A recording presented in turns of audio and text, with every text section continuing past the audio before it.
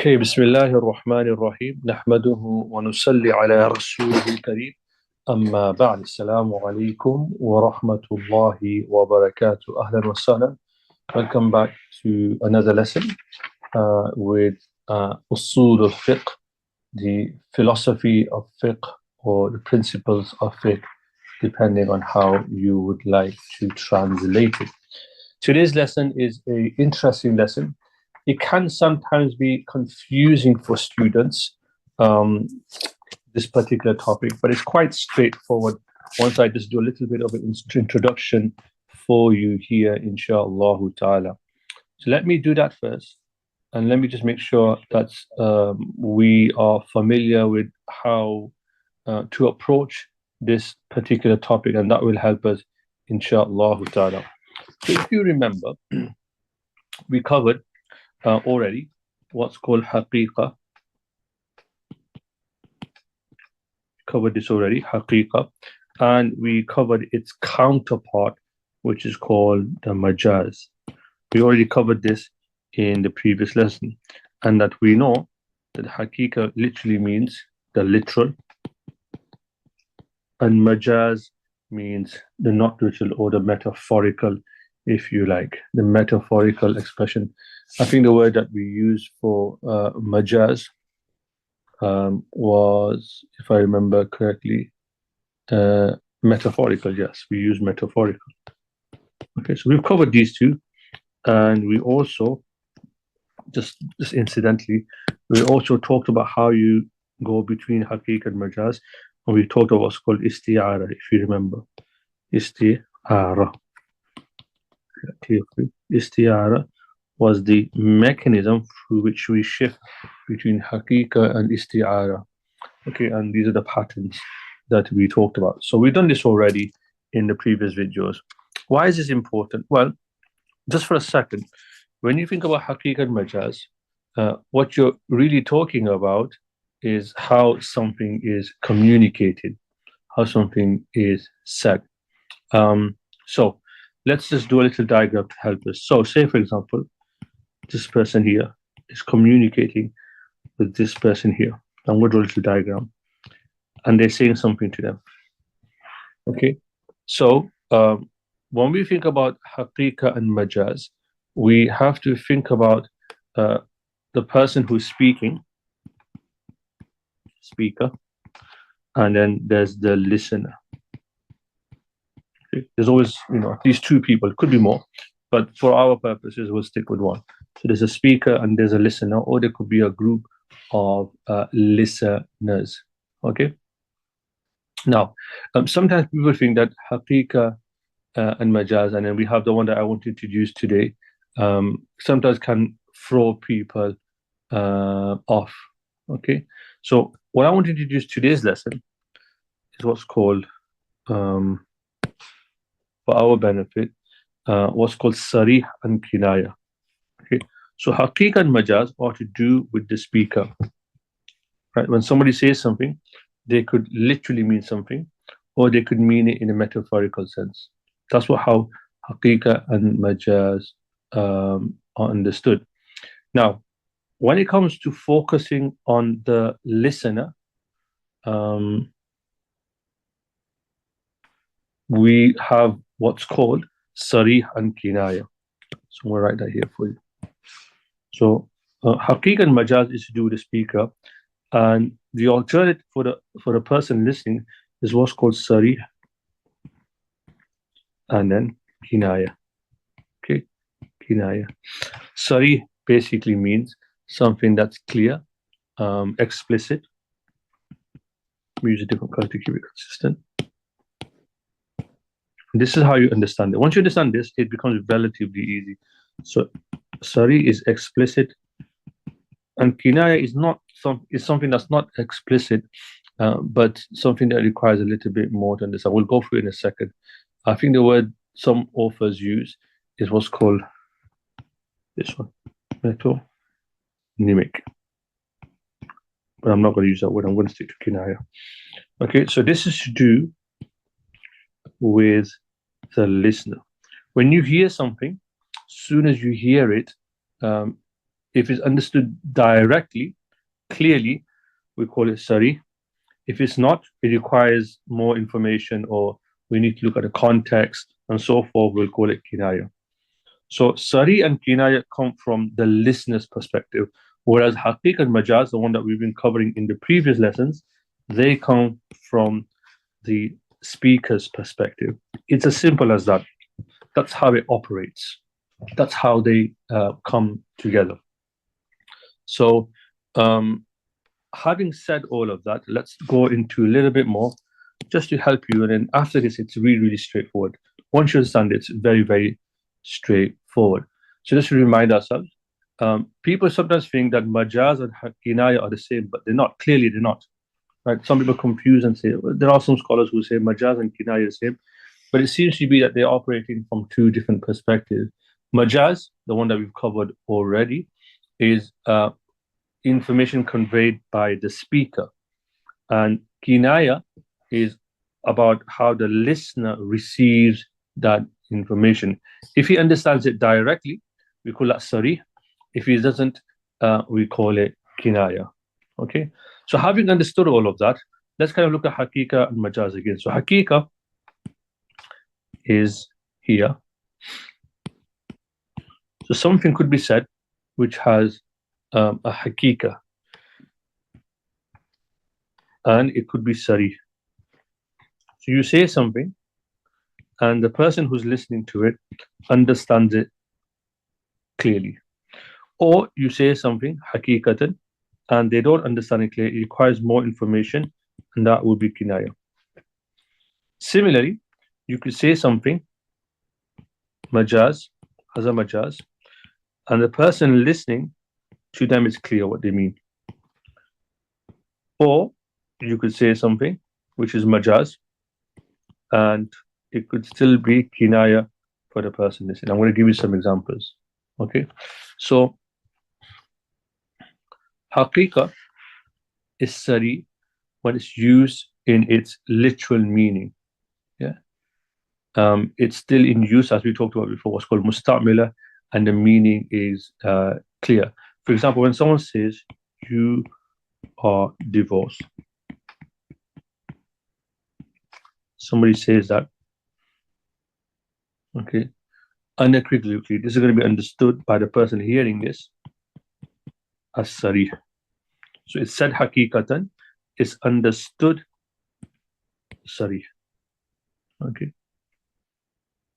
It can also be Haqiqa, and it might be Kināyah when it's used in its literal meaning. But its literal use is abandoned, mahjura, or impractical.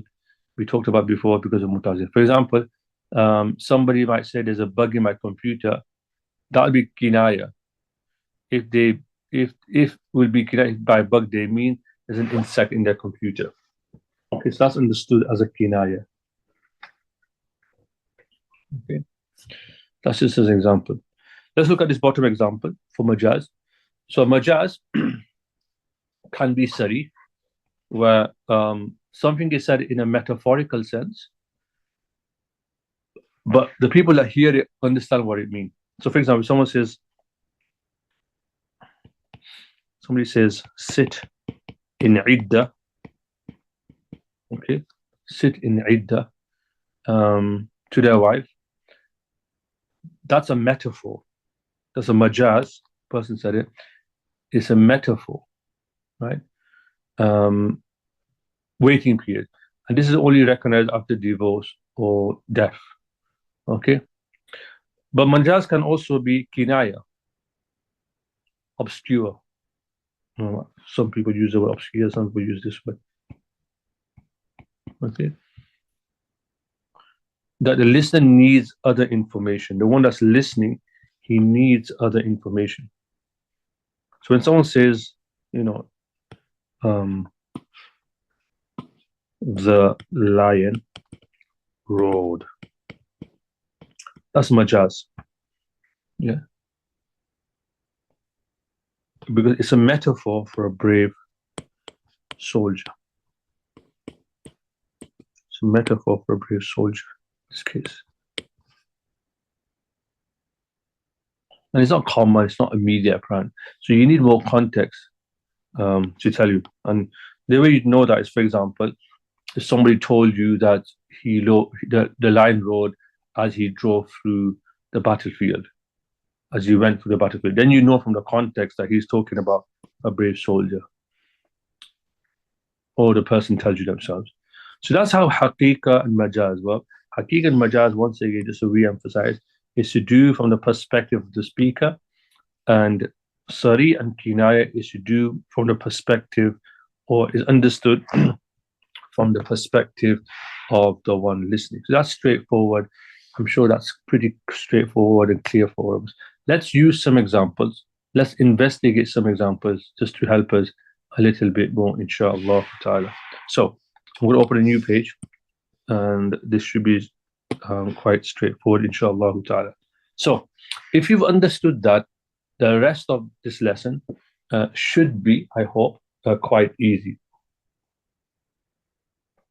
So when something is Ṣarīḥ, it's clear that it has a clear intention and purpose.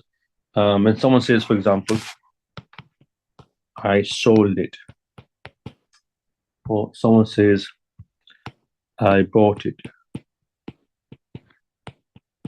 Yeah, it's clear. You know what's going on, and this is clearly an example of something being Ṣarīḥ. Yeah.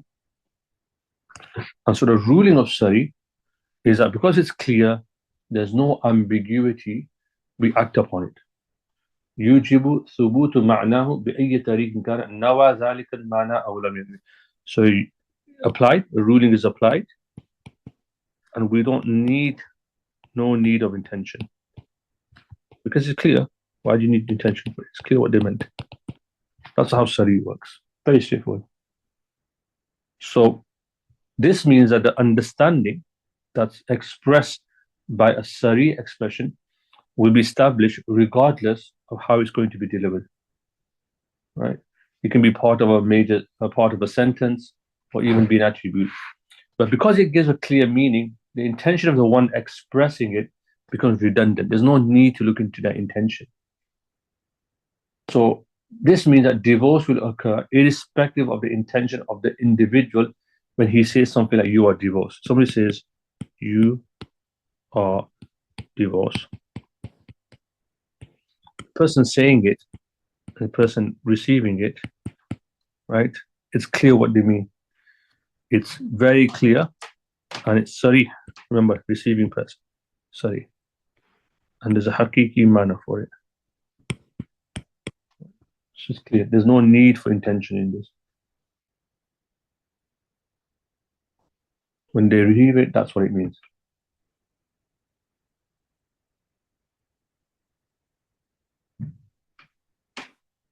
Another example might be if somebody intentionally or even accidentally says to their slave, you are free. You are free. And the slave will be free. Because it's clear, and so there's no need for intention. Okay, straightforward. Alhamdulillah. Nothing difficult there, I hope. Nothing too convoluted. Once you understand the slide that I did before, this becomes very, very easy. Okay, so Ṣarīḥ is unequivocal in giving its meaning, and there's no need to look into the establishing of it. Let's look like an example in fiqh. Let's take an example in fiqh, and that might help us a little bit more. So, in the Quran, Allah subhanahu wa ta'ala in Surah Al-Ma'idah, a surah that my older daughter, is memorizing at the moment. In Surah Al-Ma'idah, Allah subhanahu wa ta'ala, in verse number 6, he talks about this idea that if you can't find water, then take clean sand or earth, then you rub your face and hands, and so forth. So Allah says, وَلَكِ يُرِيدُ لِيُطَهِّرَكُمْ. Allah intends to لِيُطَهِّرَكُمْ. This word is actually quite important. لِيُطَهِّرَكُمْ. Okay. purify. This is from the Quran. And the thing with the Hanafis is when something is mentioned in the Quran, we stick to the literal word of the Quran as much as possible. Okay. This shows that the whole function of tayammum, the whole purpose of tayammum is what? This is a question. This is a big question. Is to give purity based on this verse in the Quran. Okay. Tayammum grants you purity, just like water would. Because this is mentioned in the Quran. Of course, other schools contend this. One objection is that if the verse is Ṣarīḥ in this regard, then one of the ruling of Ṣarīḥ is that there is no requirement of intention. We mentioned this before. Remember when we drew our diagram? When it's clear for the person listening to this, Ṣarīḥ to them, no intention. But the Hanafis do actually say that there is an intention required for tayammum. So what's our reply to this as Hanafi jurists? Well, the reply is quite simple, is that the intention required for tayammum is not for the the brick, to become a purifying agent. Rather, it's to be used as a replacement. Separate thing. We're using it, it's a different intention. We're using this as a badal, what we call a badal, replacement in Arabic. Okay? But the verse itself, وَلَكِنْ يُرِيدُ لِيُطَهِّرَكُمْ, it has a hakiki ma'na. When you hear it, it's Ṣarīḥ, and you know what it means. And so there's no intention required for it. Okay. The only intention the only reason they have intention for is not to make the sand or the dust pure, but to use it as a replacement for water. There's another objection which I just want to allude to here, if I may, which is that there's another objection aimed at the Ṣarīḥ nature of the verse in declaring tayammum an agent of purity. And this comes from the position of Imam Shafi, rahimahullahu ta'ala, may Allah be pleased with him. And according to Imam Shafi, or one account, is because for Imam Shafi, the way because we see it as a badal, we see it as a replacement. For Imam Shafi, he sees tayammum as a necessity. Depending on how you view something will impact the ruling or the way you kind of come out with rulings.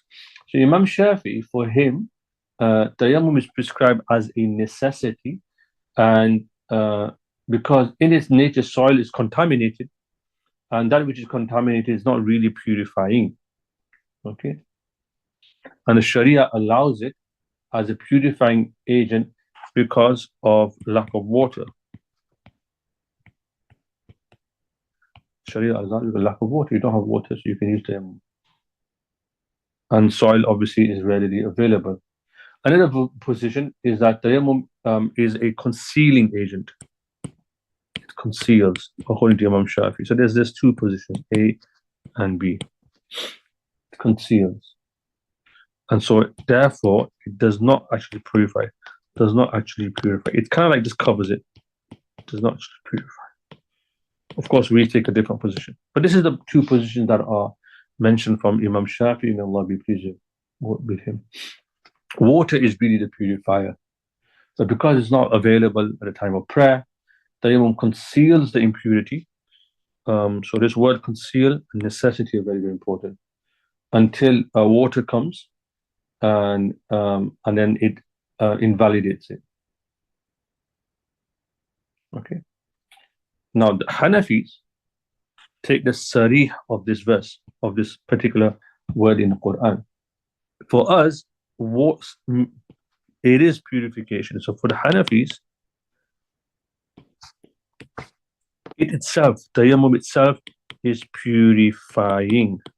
You're wondering what on earth has this got to do with anything? It has everything to do with the masail that will come out of it. I'll show you in a second. When we say the compelling argument is the Ṣarīḥ of the Quran is very, very clear. So this is straightforward, this is easy. Now, based on your reasoning, based on the way you frame it, or the way you see this debate, will result in various outcomes. So let me give an example.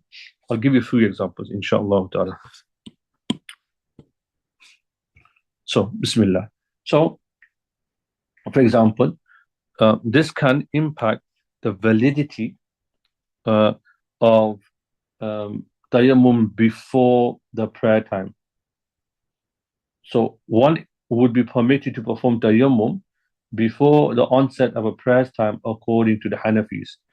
So just to write it here, tayammum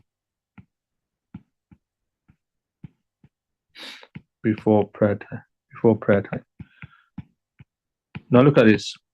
According to the Hanafis, you can do tayammum before prayer time. That's valid, according to the Hanafis.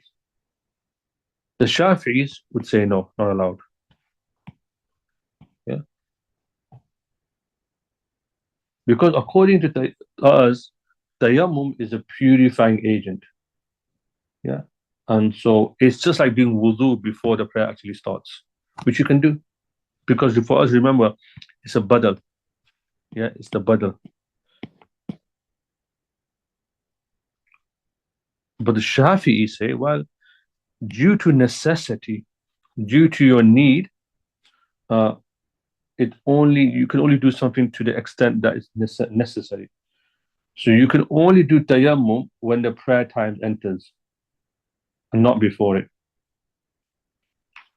See, can you see how a simple debate leads to different positions within the madhahib? Let me give you some more examples. Let me just rub this out and try and stay in this page, inshallah. This is the second example.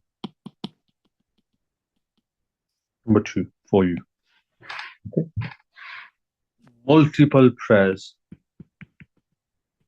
or multiple farz prayers. You can see where this is going to go. Okay. For the Hanafis, you can do this. You can pray multiple prayers in their own times. And this is valid according to the Hanafis with the same tayammum. Right, so it's not like, if you do tayammum for Asr, you have to do a separate tayammum for Maghrib.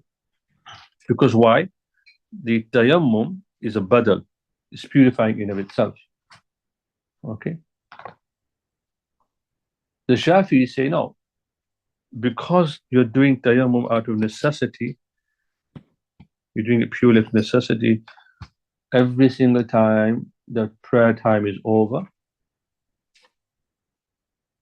the necessity is over. Once the necessity is over, the necessity of purity is no longer, and so tayammum terminates.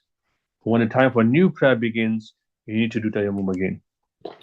You can see that this simple linguistic debate around what it means can have huge ramifications in terms of the practice of the mas'ala. Let me give you another one based on this debate. It's number 3 here. The issue of the imam's purity. Issue of the imam's purity. So the Hanafis say that if the imam is leading the prayer after he's performed tayammum, for example, he is permitted to do so even if everybody behind him has done wudu with water. Yeah. So if you perform, this means that whoever has performed either of the two is pure and their status is equal. Okay, so you can pray behind an imam, and if he has done tayammum for some reason or another, and everybody else behind him has done wudu with water, their status is equal. Why? Because for us as Hanafis, he is pure. Purification. It's a badal. It's a replacement. It's fine.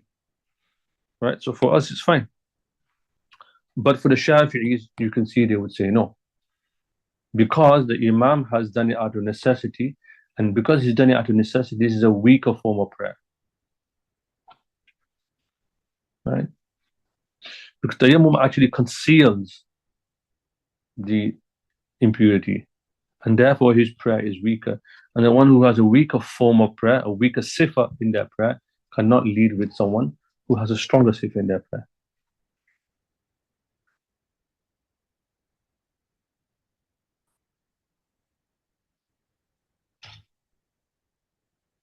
Okay, so this is important. Okay, so we're okay with that. Let me just give you one more, maybe a few more examples, just to show you, because a lot of students find this fascinating. But this whole debate comes from usul al-fiqh. This whole debate stems from usul al-fiqh. What about tayammum during illness? Yeah. So tayammum during illness. The Ahnaf will say that when you're ill, you can perform tayammum, whether there is a genuine fear of losing the functionality of a limb or fear of death, and even there is no such fear, because tayammum again is pure. The Shafis will say, well, if there's no fear of losing a limb or a fear of death arising from ablution, and no other reason acceptable to excuse the wuzu in favor of tayammum, this is because the necessity is not established. You have to establish the necessity. This all comes down to this debate. Okay, so this is another one. Let me give you another one. Number 5.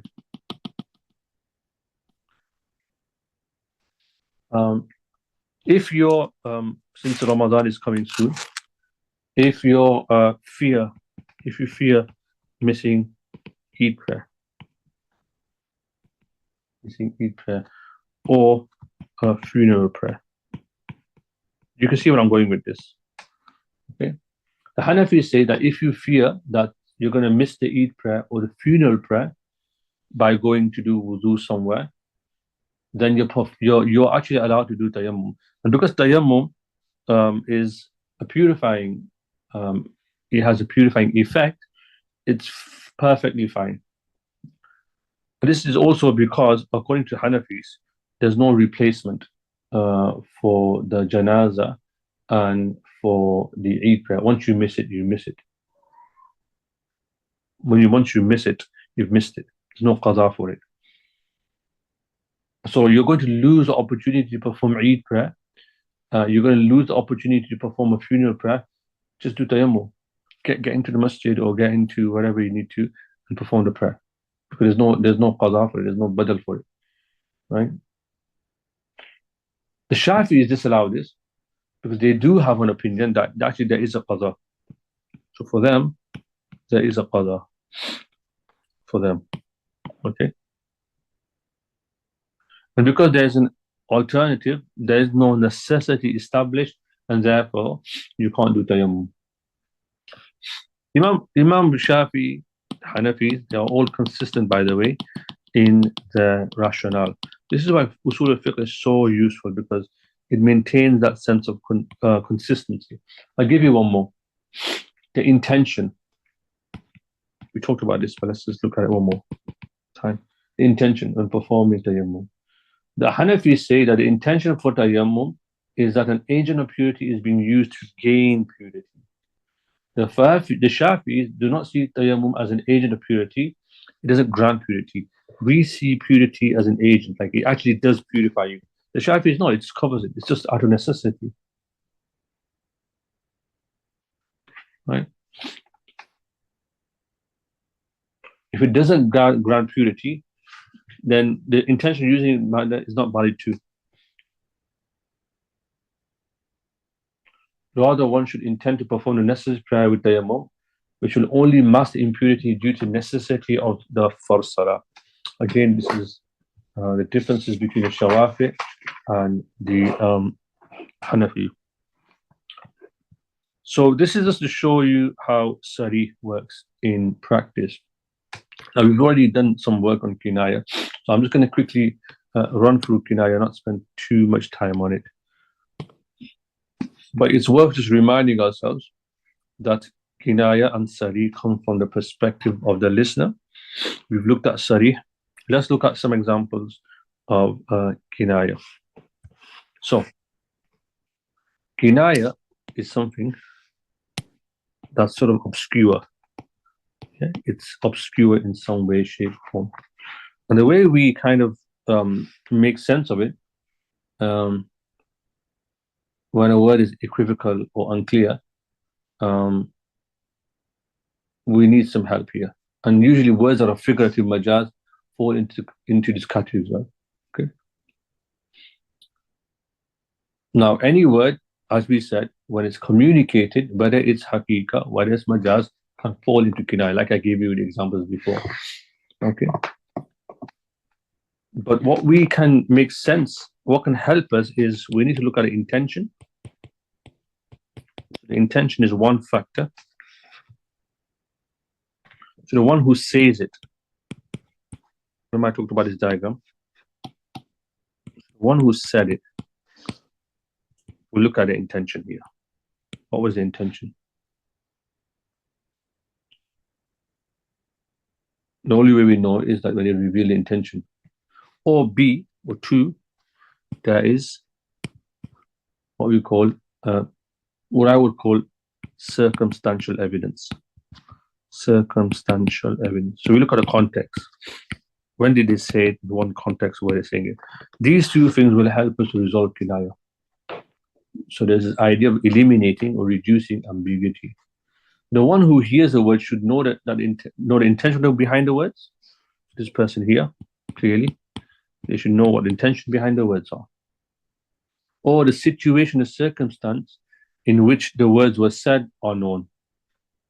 So, say for example, husband and wife have an argument, and the argument moves along to the conversation or argument around divorce, and the man uses the figurative expression, majaz, and he says, "You are separate." This man says this, "You are separate." This will be considered issue of divorce, even if the husband was to plead that he did not intend to. Because he might say he doesn't have the intention, but the circumstantial evidence proves this. Okay. So there must be evidence that either says that if he says he hasn't got intention, well, then what about the circumstantial evidence that clearly shows that there was intention of divorce there? Okay. That's all it is. Okay.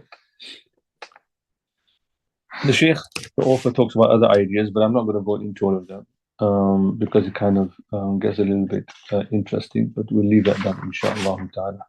Okay. Now, due to the nature of Kināyah, this is just a separate discussion, we'll end here, inshallah ta'ala. Due to the nature of Kināyah, okay, because it's ambiguous, the Hindi meaning, you cannot have no legal punishments from Kināyah. No legal punishments can occur. So if somebody wants to confess using Kināyah words and to a crime punishable in the Sharia, the punishment cannot be carried out because for a punishment in the Sharia, a clear confession is required. Okay, it needs to be Ṣarīḥ.